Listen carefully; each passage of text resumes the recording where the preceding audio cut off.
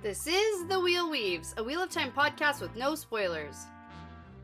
Hey everyone, I'm your host Dani, and I'm the first-time reader going through this series chapter by chapter. As always, there's no spoilers past the chapter we're covering, and that means it's totally safe for first-time readers. I'm joined by my co-host Brett, who's a longtime fan, and he's guiding me on this journey.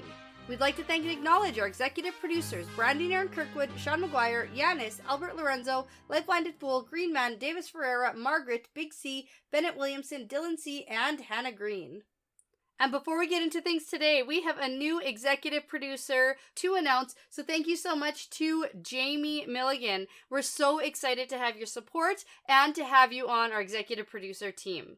We also have another exciting announcement because two of our longtime patrons have increased their pledge to become producer-level patrons. That's really exciting. So thank you so much to Lawrence Bradley and Eric Reed. We so appreciate your generosity and your continued support. Now, Lawrence and Eric join the ranks of Passion Socks, Cody Fouts, Benjamin, Michelle O'Brien, Jonathan Reese, Jamie Young, Megan Smiley, Jared Berg, Ricky Morissette, Lance Barden, Charlie Haz, Adam, Marta Thier, Michelle Forbes, MKM, and Antoine Benoit. Your generosity really makes this show possible.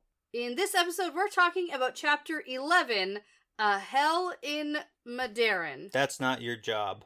Oh, yeah. You just took my only job I have on this entire podcast. I was just reading it. Oh my goodness. I didn't stop reading. What do I do? What do I say next? Yep, chapter 11 is what you said it is. I forgot how this works. Yeah, it's been a while. Yeah. Okay. Whoops, sorry. We're officially back from camping. Yeah, we are. We made it. Back here alive. Good segue. Good yeah, segue. no, it explains what just happened. It's been so long.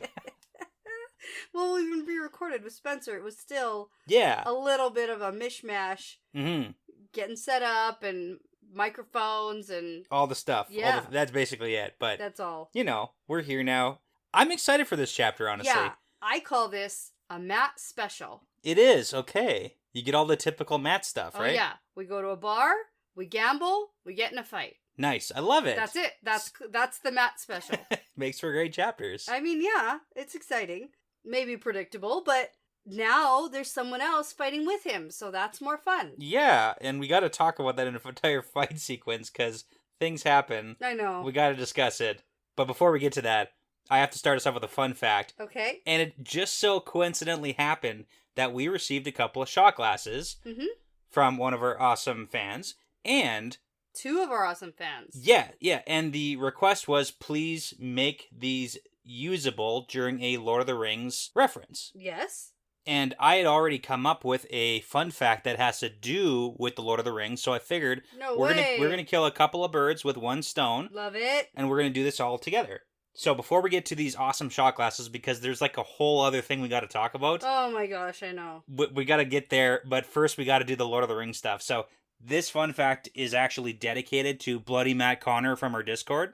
Ooh, that's nice. Yeah, it's his fault we're going to start this episode by drinking, because he was like, hey Brett, why didn't you do a shot for the Lord of the Rings reference where Matt calls Tuon precious? It's come up a whole bunch of times. Oh, my precious. Exactly. My precious. It's okay. like literally what... I see it. Yeah, even you, who know so little about Lord of the Rings. I know more than a regular person. That's true, but only because, you know, I've watched the movies a regular amount of time. Like, barely once. What? Well, maybe I've watched twice. them all the way through probably 4 or 5 times in my life. Okay. That's a regular amount. Yeah, okay, sure. Do I memorize every detail about everything? No. Right, okay, so the reference we're talking about, Matt calls Tuon precious, because obviously that's what Gollum calls the One Ring, and other people who hold the One Ring also call it in different variations, like my precious, or the precious, or it's precious to me, etc., etc. Well, here you go. It's officially the chapter where Matt loses the nickname game to Tuon, and we're going to talk about that also when we get there. But Tuon calls Matt Toy, Matt calls Tuon precious, but then this chapter calls her by her name. And if you're not sure, I have to assume that Robert Jordan knew what he was doing when he made Matt call Tuon precious. Okay. So I don't have any confirmation that for sure this is what he was going for, but I have to assume he knew at least a little bit. Well, I mean, we can infer. That's fine. Yeah, so a couple of side notes about the whole precious thing, though, how it relates to Gollum and the ring, and possibly Matt and Tuon. So the phrase "my precious" is actually an old-fashioned phrase for a person you love.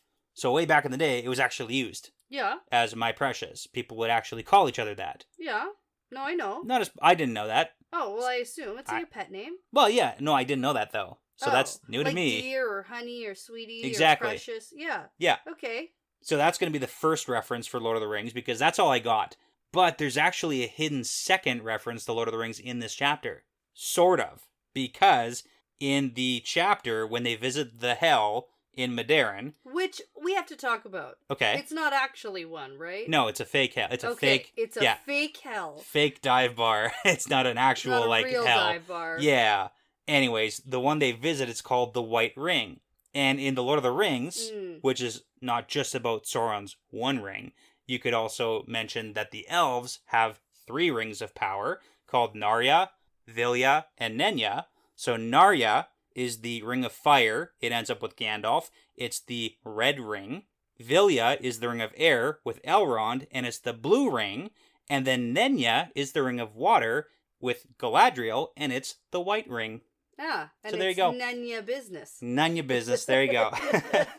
Now, in this case, probably not referring to that because it's like a garter belt on the sign.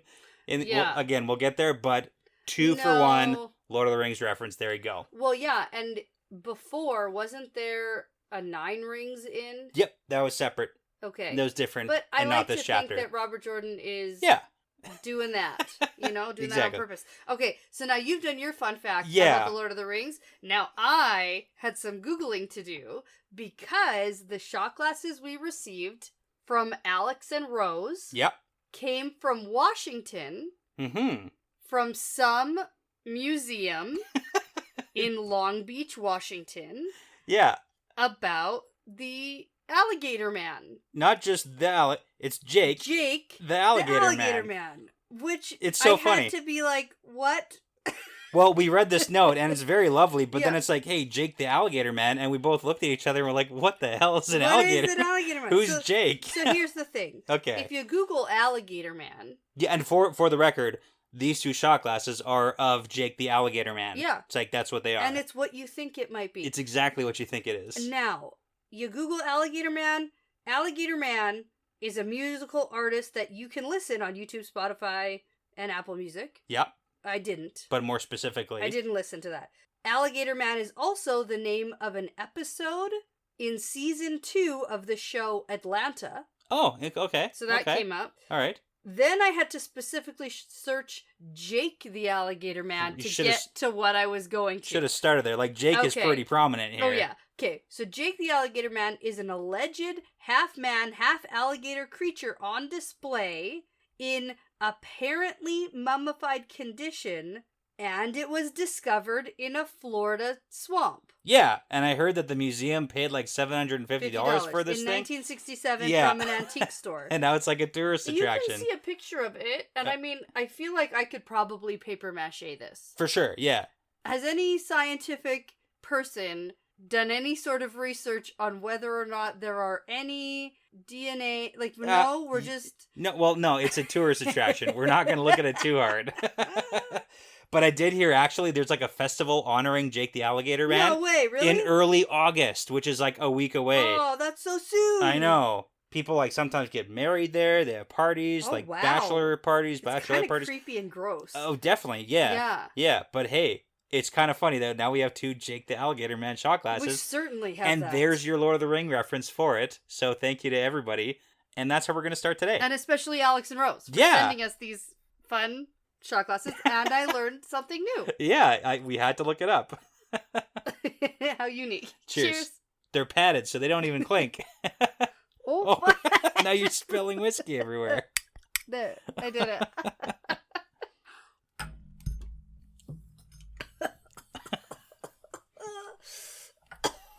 All right, this is going to be a rough episode. Where did that go? It went on the floor.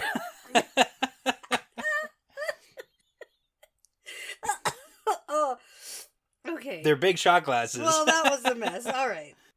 Can we start the episode? Yeah, I think so. We have to at some point, and now's the time.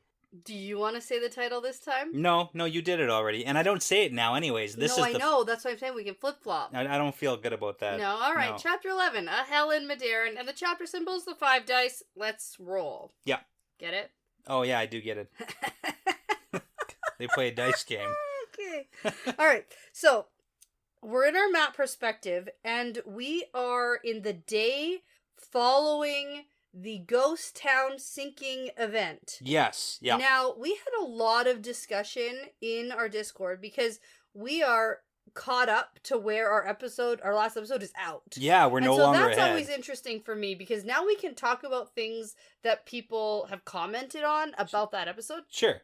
A lot of discussion about whether or not Matt could have or should have shot the guy. Yeah. The peddler guy. Yeah, right. Right? And the general consensus is, it specifically mentions in the chapter, his arrows weren't done drying. Sure, that he was making, the glue wasn't dry. Like so his he arrows. Didn't even have arrows to shoot him with anyway. I and get then it. there was the interesting point of, if we shoot him, but we don't get a kill shot, then have we just sent him to weird eternity in excruciating pain forever? Yeah. I don't know. It's weird. It's like a nearly headless Nick situation then. Oh, nearly headless? Oh, How no. could you be nearly headless? Right? You know that's another shot. No, I know that. I know. I don't want to... Well, we're doing this today, so No. you start with Jake the Alligator Man, you end with nearly headless Nick. peddler guy. Yeah. Okay, set it up quick. Good thing we're still on vacation. Yeah. Oh my gosh, I can't believe you're making me do this again. Yeah. You know what we should cheers to? Canada winning their World Cup game today. Yes. Sorry, Ireland. Yeah. Sorry. For we now. won. Cheers. It gets worse. I don't think I was fully recovered from the first one. Okay. All right. Yeah. Here we go. Okay, back into it. Back into it. So now the circus is getting an early start, even though pretty much nobody got any sleep last night. Yeah, because the whole ghost town disappeared. Oh, right. And then also the whole Moraine isn't dead. Yeah, and Matt said, I'm going to go help you rescue her. But, like, that doesn't even come up this chapter at all. Like, nothing. 0% of his mental energy went towards thinking about, Moraine's alive, I'm going to have to go rescue her from the Tower of Genji. Right. So. Other points people made. Right.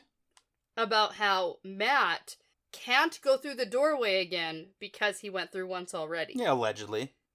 I mean, everything we know about the doorway is like, second, third, fourth hand. I'm not believing anybody. I know, me too. Yeah. Okay, so there's that. And then I had somebody on Twitter reach out specifically because Eduardo thinks that I should have done more speculating and predicting about when this saving Moraine trip is going to happen. Oh, okay, yeah. We didn't talk about that. Yeah. And all the hoopla with recording with Spencer, we missed some things. Yeah. So I thought maybe later. Okay, do a little bit at the end. Do a little bit at the end to maybe talk about that. Sounds good. If we get time. Yeah, no, something to talk about. That conversation did come up a couple of times, and it's like one of those things you gotta let it soak in. Mm-hmm. And that recording, we went on for a little while. Got out of hand. There's a couple beverages, so I cut a bunch of stuff out. It's fine. It's good. There you go. Okay, so now Matt is riding along with Tuon, but something's a little bit off today because Tuon's giving him the silent treatment, and nothing seems to be capturing her attention, even his stupid jokes. Yeah. And is it because, so last night she was like, no, we can't hang out because it's a time for prayer. Yes. Because that dude died and the whole town was weird. Yeah, it's like evil, and we should just chill for a night probably too. Okay. It seemed pretty, the whole ghost town thing, it doesn't seem like a good thing. Yeah. All right. So we're finally going to roll up on a town where there are townspeople who react to them showing up. Yeah. And that means they're not dead. They are alive.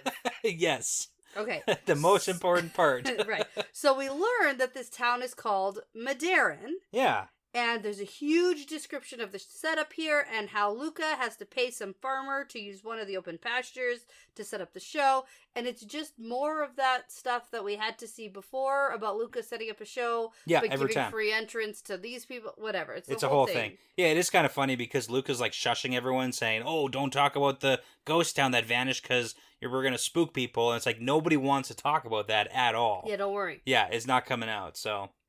Now, we're here, we're getting set up, and Matt is just hanging out by himself, and then Salusha shows up and says, "Hey, she wants you. Come." Yeah. And Matt's like, I'm not the kind of guy who just jumps anytime Tuon says frog. Yeah, right. Or toad. What does he say? Yeah, it's one of those.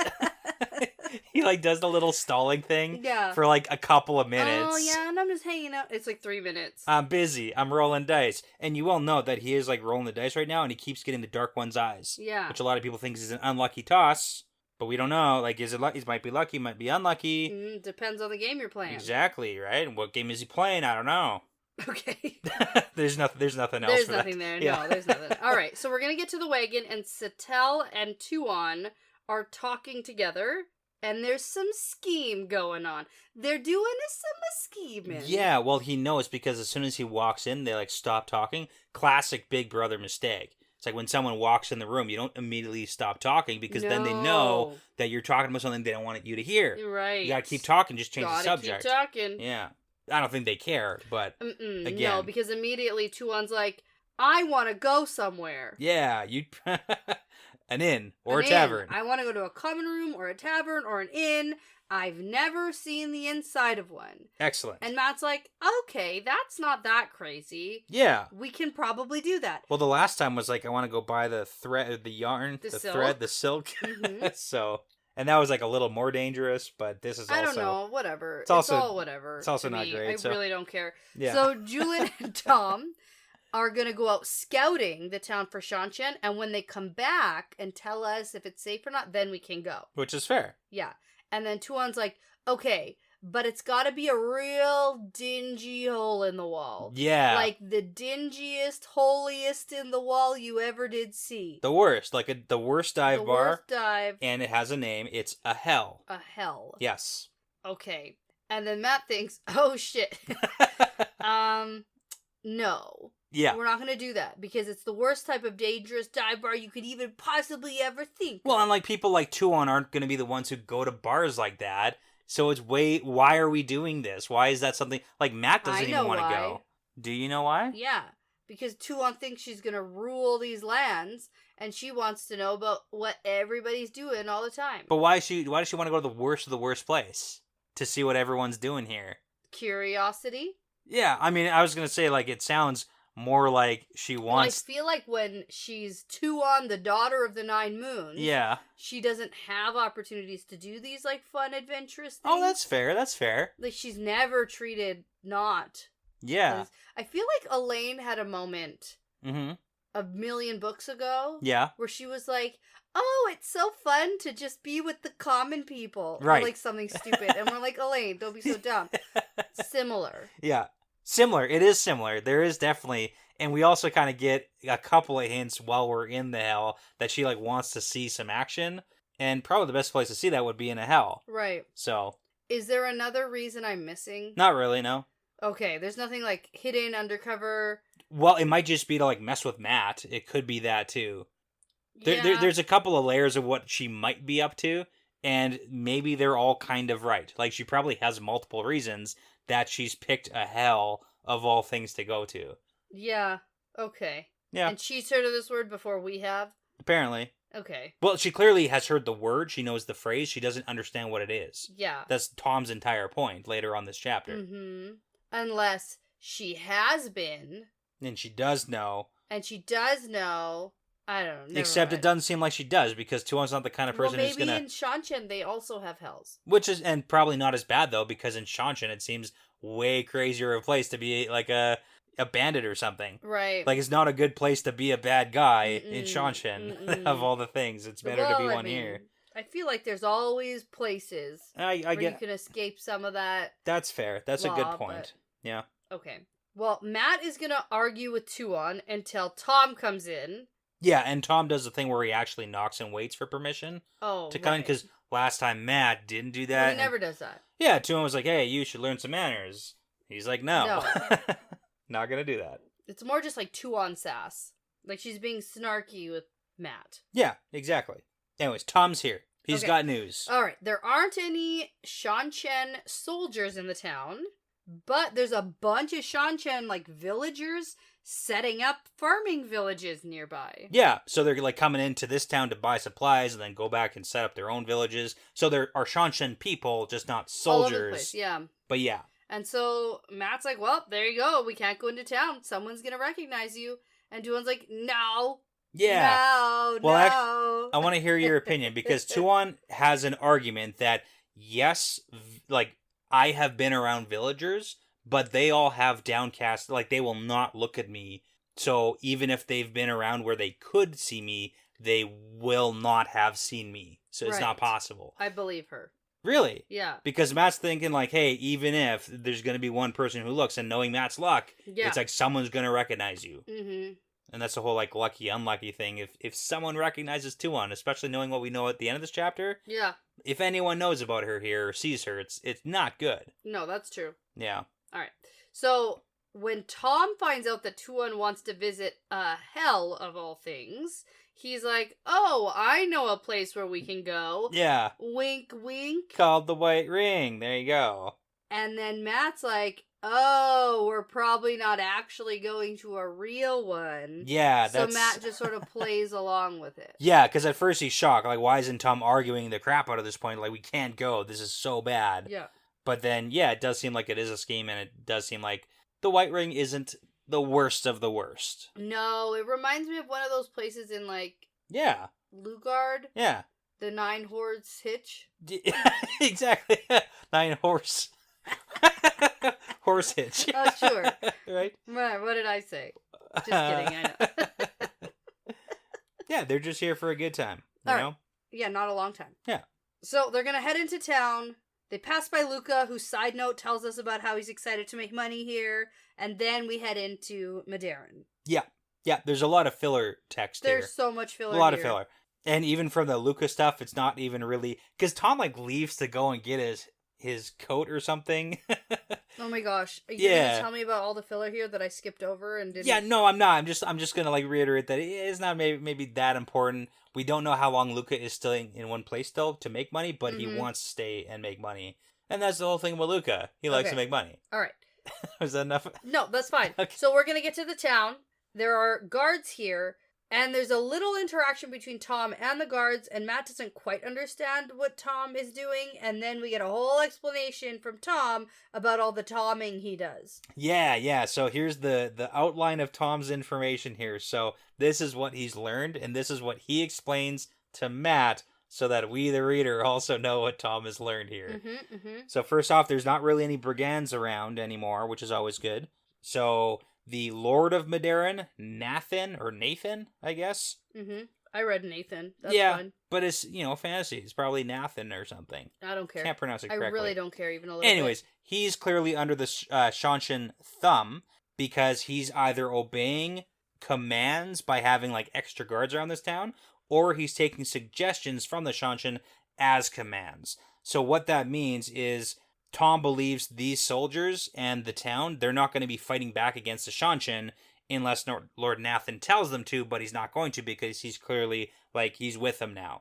And what he's found is that this is the case pretty much everywhere from Abu Dar to here, that anywhere the Shan-Chen come and take over, and they put their own laws in place, and they take away women who can channel, unless people are, like, directly or personally affected by that, they are cool with the Shan-Chen. And he doesn't quite understand that necessarily, but he also thinks it's going to make it really, really, really difficult, if not impossible, to root the Shan-Chen out completely from Randland. Oh, yeah. Well, we've already heard that a million other times. It's interesting, though, because Tom is saying all this out loud in front of Tuon, who doesn't really react to that. Well, she doesn't react to anything. Yeah. She's an internalizer. She is, but it's good to know that Tuon has seen this opinion of things, too. Okay. So now the crew's gonna get inside the town, and there's a big description of the buildings and the people, and Tuon is taking everything all in. And then they arrive at the white ring, and then Matt sees it's definitely not a ring, but a woman's garter, so it's kind of like not the nicest bar in town, but it's also not a hell. Yeah. And I'm glad that I picked up on that, because at some points I was like, wait, is this a hell? Like, I wanted to make sure that I actually was understanding what was going on, so I'm glad that I did. Yeah, and for the record, the crew that has come here, so we got Matt and Tom, and then Solutia and Tuon. Okay, and that's it. So that's the crew. Okay, so Matt and Tom put on a bit of a show, like loosening up their knives and getting ready to go into this place. Limbering up, stretching it out. Mm-hmm, yeah. Doing the back thing. Ooh. Yeah, and then Solutia and Tuon have a sign language argument. Yeah, it's finger wiggling. Finger wiggling argument. Call it what it is. That's what Matt thinks of it as, too. Finger waggles. I just think yeah, and I like how Tuon says to Solutia, like, it's all gonna be okay. You'll see. It'll be okay. Clearly, Solutia, knowing that she's not the lady's maid, she's the personal assassin bodyguard to Tuon. Yeah. And Matt still thinks of her as the lady's maid is kind of funny because Tuon's like trying to calm down her own bodyguard. Yeah. But I think this might be a good place to take a break before we actually get inside. Yeah, because that's what's happening ring. next. We're going to go in. We're going to go in. So we're going to take a bit of a break and then we'll be right back. Sounds good. Okay, so we're back and we're going to head inside the White Ring. There's another big description of the common room and the dozen people or so that are in here, and there's food cooking. Yeah. And there's some saucy young woman who has her blouse unlaced. Yeah. And she's singing a saucy song. Yeah, it's quite the song. Of all the lovers she's had. I like it. There's not enough time in the day for all of her lovers. It's hilarious. It's a whole I love tune. it. It's a great song.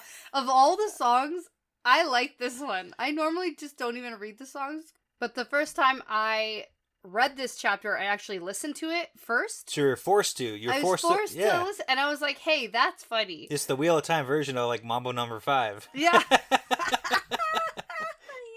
that is that. It's pretty great, though. Yeah, no, I like that a lot.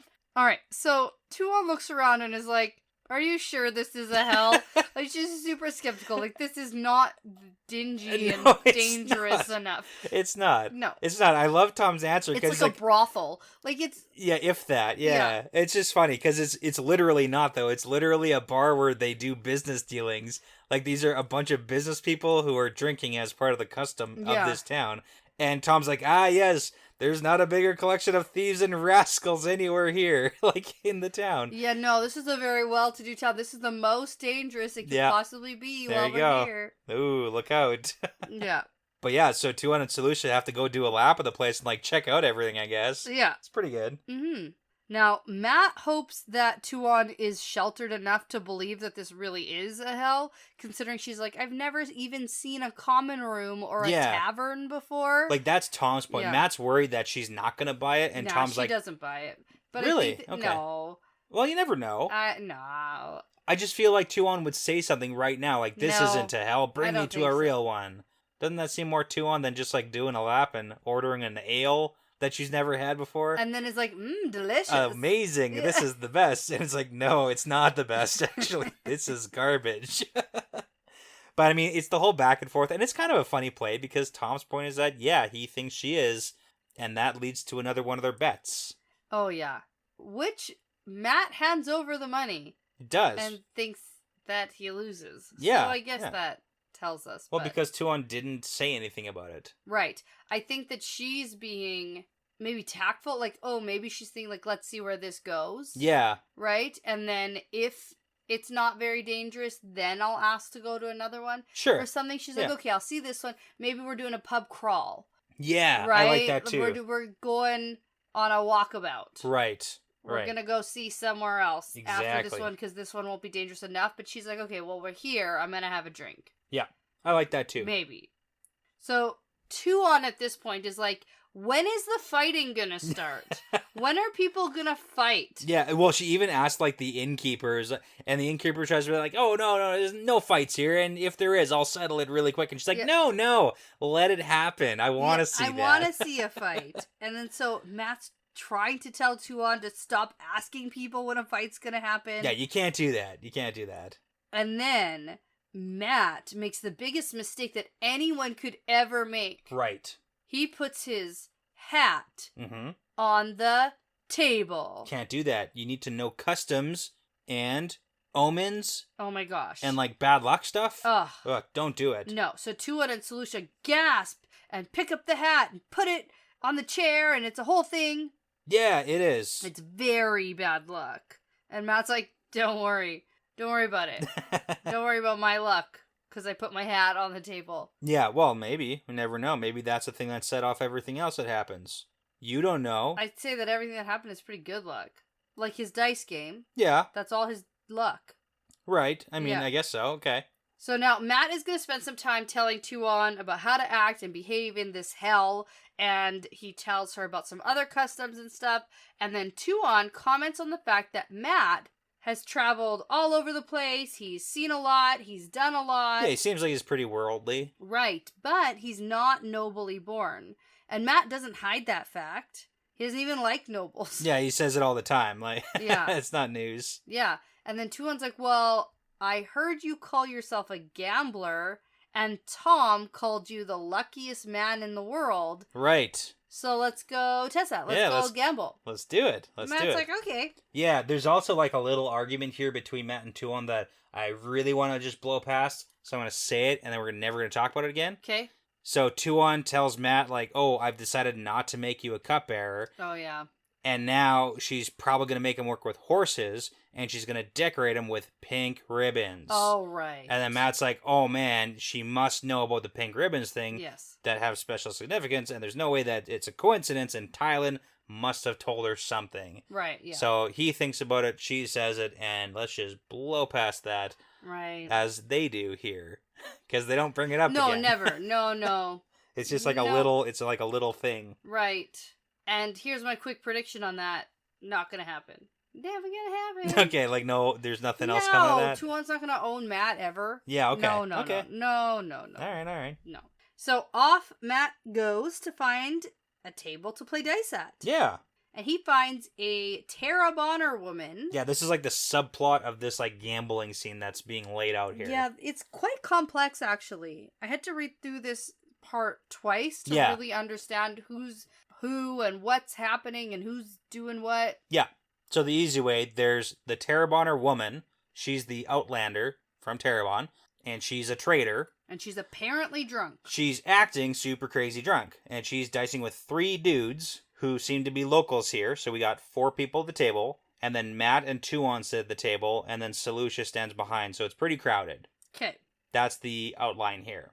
And then they really just start getting into the dice game, and then one of the guys, that's the guy who comes back later at the end, Yeah. that guy, like, goes kind of stiff and still, and he stands up, and he's like, I'm out, I've had enough, I'm going. And the 2 guys look at him like he's crazy, because Tom gave us a whole explanation that the people from this town will bring Outlanders who are going to trade. They bring them here, they get them drunk, and then they deal. So basically try to take advantage of drunk people and their goods and services. Yeah, okay. So the Terrabonner lady is acting drunk Yes. so that she can trick the locals here into whatever deal she wants. And then Okay. the one guy just up and leaves, which is crazy because it's like, hey, this drunk Terrabonner woman, we're going to get good deals out of her. Mm-hmm. So why are you leaving like this right now? Yeah. And we know why he's going away. Dark friend. Probably. That would make a lot of 100%. sense. 100% dark friend. Yeah. Because the last time we saw the Forsaken, we had orders to get all of the Dark Friend minions Everybody. to know and kill Matt and Perrin. Matt and Perrin gotta die. They had the holograms and everything. Exactly. They did have the holograms. Yeah. So that's what's happening. So the one dude up and leaves. The other guys think it's kind of crazy. The Terrabonner woman's like, hey, don't worry about it. I'm going to buy my stuff or sell my stuff to you guys, the 2 that are left here. And they're Yeah. like, okay. And then they play dice. Yeah, and Matt's good. Yeah, He wins lots and lots of money. he does. A whole and bunch. he wins everything, basically. Yeah, it's kind of cute because he's like teaching Tuon how to play the dice game too. Right, because she's like, oh, too bad you lost. And he's like, no, this is I won. Yeah. It's like And last then- time I lost, but it's like this time I... Yeah. No. Last time with that hand I won. Yeah. But then this time with this roll I win. Anyway, it's a whole thing. It's a whole thing. It's called Peary Yeah. Match. It's a game that's pretty popular. you Yeah, know. and he's actually enjoying himself. Yeah. And then suddenly, while Matt's in the middle of one of his turns, he catches a glimpse of the, quote, drunk Terabana woman, who suddenly doesn't look so drunk. No. And Ooh. she's looking pretty suspicious of him winning so much, and that maybe he's cheating. Yeah. And so Matt diffuses the entire situation by buying a round of drinks for everyone. Yeah. Basically, at the bar. like, gives a bunch of money. He's like, until this runs out. Yeah, right. Because Yeah. people have a harder time thinking you're cheating if you're spending that money on them. Yeah. Exactly. It's like you're going to diffuse at least for the masses too. So some people, if there is a fight, some people might also be on your side. Right. Right? And then they play one more round of dice, and Matt loses with all snake eyes. Yeah. The dark one's eyes? Yeah. That's what it's called? Yep. And that's actually very lucky because now a fight's not going to break out in the common room due to any accusations. Yeah. It's a whole thing. Because the guys basically just win their money back from Matt. So Matt didn't even lose any money tonight. He just didn't get to take any home. And that's a lot better than getting attacked for being a cheat. Right. Yeah, because even if he's not cheating, if he's accused of cheating, people don't wait around to like, oh, let's check out the evidence here. Yeah. And what's really kind of sweet in the relationship building between Matt and Tuan, I think, is how he explains to her why losing was actually lucky. Yeah. He's like, no, my luck didn't run out. My luck is with me because of all of this. And also, I bought the drinks because of this. And she kind of sees him in another different light. Like, every time he does something, she sees him a little bit different. Yeah, and like a different competent light, which is pretty cool. Yeah. Yeah. She's like, okay, you know stuff. Yeah, something big is going to happen now in this chapter before like the other big thing happens. Tuan's going to go to the bathroom. But here's the thing. I don't think, and I don't actually know, so anyone out there, if you know if I'm wrong, correct me. I think this is the first time we've gotten someone using the bathroom and saying, I have to go use the necessary. Right. I don't think we've ever gotten a name for, like, the bathroom. The necessary? The washroom. The toilet. No, I think we might have had one or two others needing to, like, relieve themselves. We've heard of, like, something like that. The poop pits in the army camps. Like, oh, they smell bad because that's where... That's where everybody poops. But it's like no one said, oh, I have to go and use the washroom. Necessary. The necessary. Yeah, no. It's good. It's like, yeah, there you go. That's where they do it. And if there's more occurrences, I want to know about it. You want to know. I do. That's the kind of thing. Bathroom facts. Bathroom facts. Except in other countries, they don't call it a bathroom. Bathroom, washroom, restroom, toilet, water closet. That's a lot off the top of your head. I don't know. No, that's great. But in other countries, if you go ask someone for the bathroom, they're like, You're like, what do you want? Yeah. You want a bathtub? Like, what are you looking for here? All right. So now Tom circles back towards Matt. Yeah.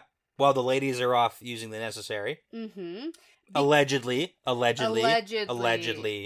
Okay. We don't know. Okay. Okay. Let me keep that in the back of my head, I guess. Now, there's trouble behind them and ahead. So, I'm confused right now. Have they left? No, they're in the bar, like metaphorically, ahead and behind. Oh, because I feel like they're walking and there's trouble ahead and behind. Yeah, no, so like a metaphorical, they're ahead of us and behind us. So he says, hey, there's news of a murder from Jurador, so that's the town they were just in. So there's news that's coming that there was a man was found and his bed was a throat ripped out. There wasn't enough blood. Gray man. No. Golem. That's what I meant. Okay. That's what I meant. I just used the wrong G word. Yeah, I know. They're different. So, okay. They're different. That's another G word I've never heard. Different. Anyways, Matt knows that it means the golem is tracking him. But how? How is he being tracked? How is Matt being tracked by the golem? How did he catch him? Could it possibly be the ladies who are channeling all the time? I mean, it could be. Considering the golem can feel channeling? Yeah, they could be that. That's it. Could be That's that. the one. Yeah. I mean, we don't really know necessarily. That's it though. So metaphorically, like behind, and I guess technically, yeah, like actually behind them too, coming from Jurador in that direction, and then ahead of them in the direction of where they're going, there's a Shanshan army ahead of them. At the border of Marin. At the border, and that's like where they're heading. Brandy. Yeah. So that's where the circus is heading right now. So Tom lets him know, like, hey, everyone who passes through, the border has to drink a cup of herbal tea that makes some women go wobbly in the knees. Yeah, and it's minty, I bet. Exactly. Well, for sure, it's fork root. root. Yeah, absolutely. Absolutely what it is. We already know there's like a factory being produced like a fork root from Perrin's perspective, so that's a thing. But specifically, here's the big news. They're looking for a slight, dark, young, Shanshad woman. Yes, but wait, there's more. They're looking for an imposter. Yeah. Someone claiming to be the daughter of the Nine Moons. Yeah. It's very clear that it's actually Tuon they're looking for, so when they find Tuon, they're going to kill Tuon. Right. Because it's an imposter, in quotation, daughter of the Nine Moons. Right. Now, is this a Suroth plot? Well, I mean, probably the last time we saw Suroth... She was like, I gotta kill that. Well, yeah, Samurag was like, hey, everyone's dead. Like, everybody's dead. And if you want to be the next person, then you have to kill Tuon. And Suroth, she was like, oh, yeah. Yeah. I gotta kill her. She's pretty high ranking, so. And now we get this plot of, we gotta kill Tuon. Mm-hmm. Yeah. Okay. Sounds fun. Couple layers going on there. No time for that now. No. Literally no time to think about what's coming up behind us and what's going on ahead of us, because all they know is they need to get going really quickly, and Tuon and Selucia comes back and they leave the inn. Matt explains the situation to her, and Tuon speculates that it could be a few of her sisters that are close to her in age doing the scheming. Yeah. And it's all actually quite clever of them if they're behind it. And then Selucia makes a mistake and tells Tuon, this could be easily dealt with if you were still back in the Terrazin Palace where you belong. Yeah, so Selucia's getting like a little bit lippy with Tuon because they're here, and this plot wouldn't happen if Tuon had stayed in Abu Dar. Right, and so now Tuon is going to give her some serious finger waggling. Oh, really bad. And Selucia drops down to the ground. And Matt has no idea what the heck is going on, but he doesn't really care either.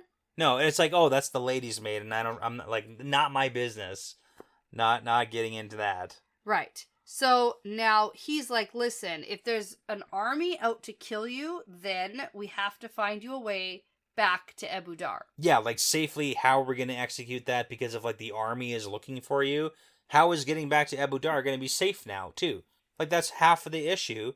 If the army is looking for Tuon as an imposter to kill her, is Abu Dar, like, locked down from Tuon returning? Can she return? Mm-hmm. Is that even in the cards now? Like, I don't know. What do we do? I don't know. It's crazy. It's nuts. Basically a mutiny, what's happening right now. Yeah, well, Suroth mutiny. Yeah, well, that's literally what's going on. Mm-hmm. That is empowered by one of the Forsaken. Mm-hmm. It's not looking good for Tuon keeping her, like, status. Absolutely no. No, you're right. Yeah. I wish I had more for you right now. No, it's a lot of, like, don't. things to ponder. Let it soak in. That's okay. Well, I feel like this entire plotline, like everything that's happened with Matt and Tom and Tuon and everything that's been going on, I'm finding it very challenging to even remotely predict what's happening next, and I'm just kind of along for the ride. Yeah. Like, it almost doesn't matter to me what's gonna happen next. I'm like, okay, well, something's gonna happen, I guess. Well, it's kind of funny because Matt's entire thing, we've been talking, like, what's his purpose? What is he doing? Yeah. Is he trying to get these Aes Sedai back to Tar Valon? Yeah, I don't know. Should he go meet up in Camelin with, like, Elaine? But now he's got, like, I gotta save Tuon somehow and return her to Abu Dar, but maybe not. But then also save Moiraine. Gotta go save Moiraine. So now it's like we got too many options. What are we doing here? And he hasn't picked anything. No. He does say here, like, we have to leave the circus immediately, and Luca's gonna want us to go because he's not gonna want to be caught with Tuon. Yeah. Or at least if there's, like, an army right to return her safely to, like, that'd be okay. But now it's just like, it's bad. Yeah. It's bad. No, I know. So. I know. And you're going to ask me, like, oh, what's going to happen next? And I really don't have much for you. What do you want him to do next? Not what is he going to. What would you prefer he do right now? Save Moiraine, okay. Save Moiraine. Except, okay, here's the thing. We're going to bring Tuon and Selucia. Tuon's the blue guy. She's the third guy. Tuon's the blue Moiraine guy. was like, that's a dude I don't know. Don't recognize the blue guy. Right. Turns out it's actually Tuon. Okay. There you go. Hey, actually. Solved it. Not the worst thing I've ever heard you say. That's for sure not right. So, cool. Okay. Cool. Anyway, they come, but then they just sit on a bench. Yeah. Outside. You know, they just wait in the forest. Right. Outside the tower. That works too. And then save Moiraine and get out. Okay, perfect. And love then it. they, I don't know, get married. Probably. Okay, awesome. Love it. Yeah. Okay, good. At some point, they're going to get married. They have to. It's fate. It's not like it doesn't seem like it's a wedding, though. No. She just has to say it, and She then, has like, to say it is. And then it is. Yeah. Yeah. Yeah. I don't know if I called that a... I never said wedding. I said get married. Yeah, that's true. You did say that. Okay. Yep. That's... All right. So, Matt, Tom, Tuon, and Solutia are going to start heading back through the streets, because this is when they're in the streets. Now they left. Now they're going to go back to the circus. Okay. You got to go through town. Okay. And then Matt sees Tuon looking past him, and he turns around, and there's 8 men with swords heading towards them. Oh, no. And one of them is the guy from the bar. Yeah, we don't know that till later, but yeah, it is. So he shouts, "Run, Tuon!" And as soon as that happened, I was like, oh, Uh-oh. lost the game. There you go. Except I was thinking that she was going to call him Matt later. Aw. That's what I would have really liked to Nope. have happened. Because Okay. I was like, oh, he said her name. Yeah. Like, I noted that. But then her reaction later annoyed me. It is kind of annoying, yeah. It's so annoying. I thought it was going to be like, anyway. Yeah. You know how I predicted? Oh, it's going to be life or death, and she's going to say his name. Right. Wasn't life or death for her. She's fine. No. It wasn't a wrong prediction. It was just I had it mixed up who was going to say it. Okay. Yeah. All right. Yeah. Okay. Let's get into this. So this is the action scene. Okay. So Matt starts throwing knives and running towards the thugs, and it's a fight. Yeah, Matt does a pretty, like, he gets That's pretty the cut fight. up. He gets cut up a little. It's like knives against the swords, and he's, like, stabbing people, and he's taking cuts because he doesn't want to, like, do stuff. And then he kills a bunch of them. But except for one. Except for one. Yeah. Who's a young woman. It's a woman. And he's like, hey, you can run away. Yeah, get out of here. Scram. But she, in fact, doesn't scram. And she leaps towards Matt. Yep. And then Matt slips, right? Right. Because he doesn't want to kill the woman. Ugh. And then he's, like, falling back, and then the woman's about to kill him. And then suddenly Tuon's there. I wonder if somebody can hear my eye rolling I know. through the microphone. I get it. Because I'm so sick of this. We can all tell by your voice. I'm so done. You can't hide your I'm emotions. just so here. sick of it.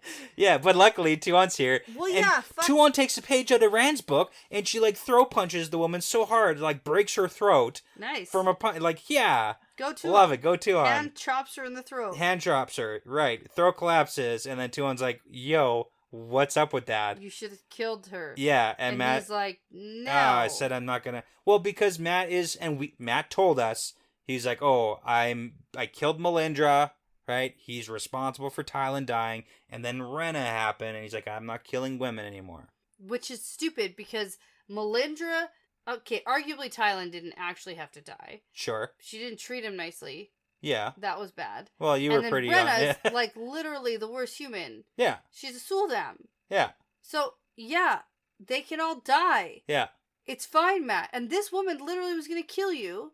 Mm-hmm. You can kill someone who's going to kill you regardless of their gender. Yeah, which is actually kind of funny, too, because Tom was the one who told Matt way back, like, hey, a woman's going to kill you just as fast as a man will. Yeah. So, like, don't spare them. Yeah. Mm-hmm. And clearly Tuon doesn't... Well, she, like, stops and thinks about it, but doesn't really give us, like, a hard reaction right now. No. She's not really good at that. No.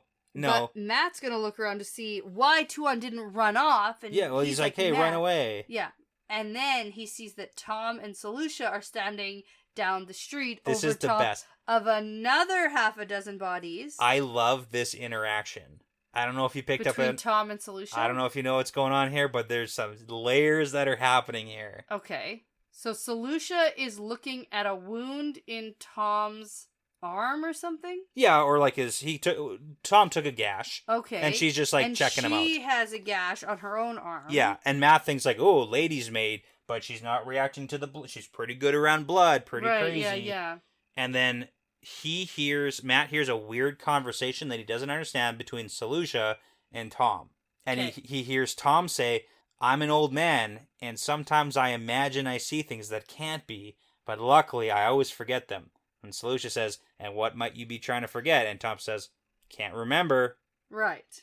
So if you look at the interaction, what just happened, knowing who everybody is, there's a bunch of dead people. Matt didn't see Tom and Solutia. Fought a bunch of people together. And everybody thinks Solutia is a lady's maid. Right. Solutia is a like badass. She's an assassin 007 secret agent bodyguard. Yes. And hands down, Solutia's not letting anybody pass her to try and attack Tuon. Tuon doesn't have a scratch on her. Tuon probably didn't engage in the fighting on that side. Right. So Tom probably witnessed Solutia beating the crap out of people and like killing people as a lady's maid, and then Solution's probably like, yo, you don't say a word. Right. And Tom's like, I see crazy. I see crazy. I'm an old guy. Yeah. And Matt thinks like, oh, Tom's getting old and crazy. Okay. Yeah. So it's just like this little subtle things like, did Tom just witness Solution kicking ass? Yes, for sure. 100%. And now it's like, don't say anything? Yeah. Yeah, I think it's hilarious. Yeah. All right. Now, the throat punched woman Right. is on the ground. Choking to death on the ground. And Tuon's like, well, she won't live long enough to be questioned. So she picks up her knife and then jams it into her chest. Yeah. And then she tells Matt, I won. Yeah, it's like, whoa. And Matt's like, what the hell are you talking about? What are you doing? This woman is crazy. And then Tuon's like, you said my name before I said yours. I win. I win. It's like after you just... And Matt's like, yeah, I guess. Like, is that what we're focusing yeah. on right now? The game still? Yes. Yes, it is. Always focus on it. Yeah. Okay. And so Matt looks around. It doesn't seem like there are any witnesses to what just happened here. But if anyone saw Tuon put a knife through a woman's chest here, it might raise some questions. Yeah. And Matt doesn't think they have any reason to worry about the Lord guy, Nathan, questioning them. Well, it's weird. It's like 2 men and 2 women, and there's like 15 bodies. Like, Yeah. clearly they didn't instigate the fight. Yeah. At first, that's what he thinks. But then, when he's pulling the knife out, that's when we see who this guy is. Yeah. It's one of the locals from the bar who got up and left the dice game immediately. And then he was like, oh, dang. Now we might be in some trouble. Yeah, like, who knows who's in on this? Because clearly, like, we were targeted. Like, this wasn't just a bunch of people trying to rob us. This was a targeted assassination attempt. Yeah. So now the plan has changed because they need to leave as fast as possible. And I'm like, the plan changed. No, that was always the plan. But it was like, okay, we'll leave, like, soon. Let's Yeah. not go with the circus to cross the border. Right. Like, we got to get away. And now it's like, we need to leave Get out of town. now. Yeah. Leave the circus now. Okay. Which I hope happens. I know you do. You want to leave the circus. I've been wanting to leave the circus for a long time. Yeah. Yeah. Yeah. There's also, like, a little subplot here. Tuon is super serious about wanting to report this crime to the authorities. Yes. And she's like, it's as bad not reporting it as the people who attacked us. Yeah. We have to report this. And Matt's like, no. No. No. Here's the thing about that. No, we don't. No. We can just leave. Yes. But yeah. Okay. There we go. All right. Well, okay, let's leave the circus. Yeah. And yeah. let's go find the Tower of Gejai. Let's go do that now. Do that now with everybody. Okay. Yeah. Yeah. Oh, it's a question Except like... we have to bring, like, Noel. Well, and who is Noel and... coming? Are the Red Arms... Is, like, the Aes Sedai coming? Are the Warders coming? Like, who's actually leaving with Matt? Oh, my God. Ugh. Is Oliver coming along? Is he sticking with... Oh, I'm sure. Yeah. So, it's like, who's actually coming? It's not just these 4. It's going to be Matt and his true. entourage. Yeah. Which is safer. Yeah, than just the 4. Yeah, absolutely. Yeah, like, bring your little band. But Although, they just did pretty well, but... Yeah. No, it's good. Not against an army that wants to kill Tuon. Correct. Not against an army. Yeah. Okay, so that's the prediction. When's that happening? Now. Let's go. That they're leaving? Yeah. Okay, like immediately. Let's go. Yeah. To the tower. Because if Matt tries to be like, we gotta go back to Abadar, or we gotta get the Aes Sedai to Tarvalin, and all that, no. Okay. It's gonna happen. Okay. Like, and maybe he's not gonna plan it, but it's gonna end up happening. Well, you know the thing about Matt, plans are good, but also, like, Matt kind of rolls on just, like, doing things. So yeah. Randomly for luck. Exactly. Okay. Yeah. Just don't do anything. Yeah, have you tried that? Let the tower come to you. Right? Yeah, not so much. So next, one chapter, what do I get to read? Yeah, so next episode we're doing one chapter, chapter 12, and then the next 2 episodes are both 2 chapters. After that. So 13, we're doing 14, chapter 15, 13, 16? yeah, 13, 14 together, 15, 16 together, and then we're back to one chapter for a while. Okay. Yeah. Well, that's fun. There we go. Cool. And now we need to start planning out what we're going to do for season 2 of the show. We do. We got to figure some stuff out. Yep. Some planning to go on. Yep. And it's going to be released soon because everything's happening really quick now. I know. So be on the lookout for I know. us doing the TV show stuff. Oh, yeah. Some of those episodes might start coming out over the next month as we prepare. So if some stuff starts popping up, that's not book episodes. Don't fret. We're mixing them all together and we're just going to get some more content out to you. Yeah, for sure. That's the plan anyway. That is. That's always the plan. Here we go. Okay, so before you read yet another Matt special, I'm going to say that this is part of the pattern now. Yeah, it's part of the pattern.